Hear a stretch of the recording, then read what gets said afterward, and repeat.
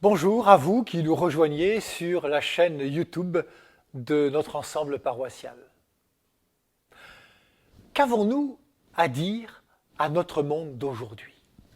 Quelles bonnes nouvelles avons-nous à partager? Allons-nous être des prophètes de malheur qui se complaisent à relayer les catastrophes?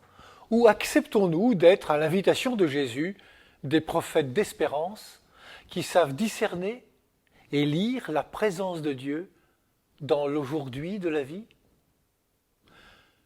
Pas facile au milieu des milliers d'informations qui circulent sur nos écrans et nos réseaux sociaux. Pas facile de discerner le vrai du faux. Pas facile de hiérarchiser ces informations.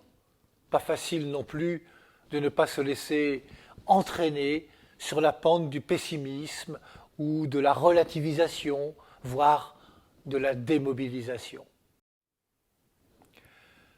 Scruter les signes des temps ne consiste pas à chercher les annonces de la fin du monde. On ne joue pas à se faire peur. On finirait par ne voir que les catastrophes, que les calamités. Scruter les signes des temps, c'est discerner l'action de Dieu au cœur de notre histoire collective et personnelle.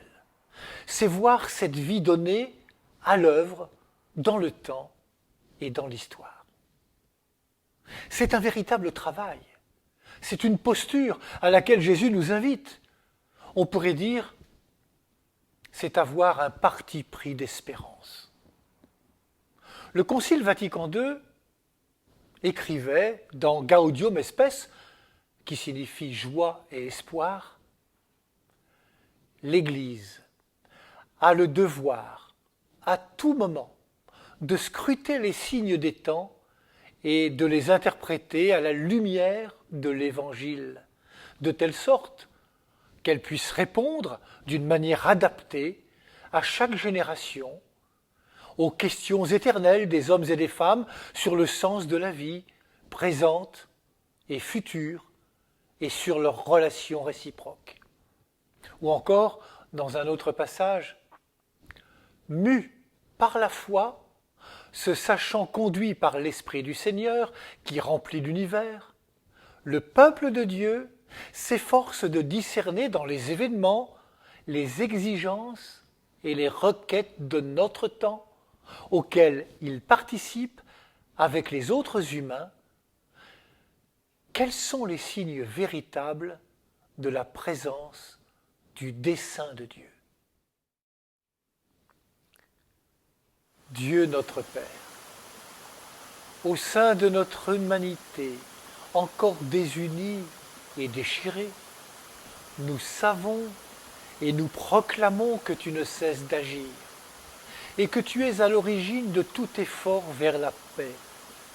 Ton esprit travaille au cœur des hommes et des femmes, et les ennemis enfin se parlent, les adversaires se tendent la main, des peuples qui s'opposaient acceptent de faire ensemble une partie du chemin.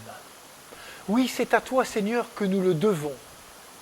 Si le désir de s'entendre l'emporte sur la guerre, si la soif de vengeance fait place au pardon,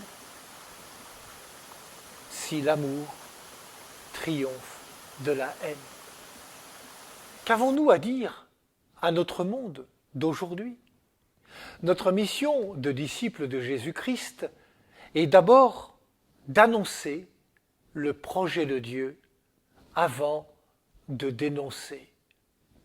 Au lieu de souligner tous les dysfonctionnements des sociétés humaines, la mission de l'Église est d'abord de s'attacher à valoriser tout ce qui est inspiré par un esprit de justice, de liberté, de fraternité, largement au-delà de ses frontières visibles. C'est à une véritable conversion que nous invite Jésus. Va d'abord te réconcilier avec ton frère. Il y a urgence de la conversion dans la rencontre et pas seulement dans les beaux discours. Va d'abord te réconcilier avec ton frère. Va à sa rencontre. Cette mission d'espérance n'est pas à remettre à demain, c'est aujourd'hui et maintenant qu'elle commence. Dieu est à l'œuvre en cet âge. Le croyons-nous vraiment ? Bonne journée à toutes et à tous.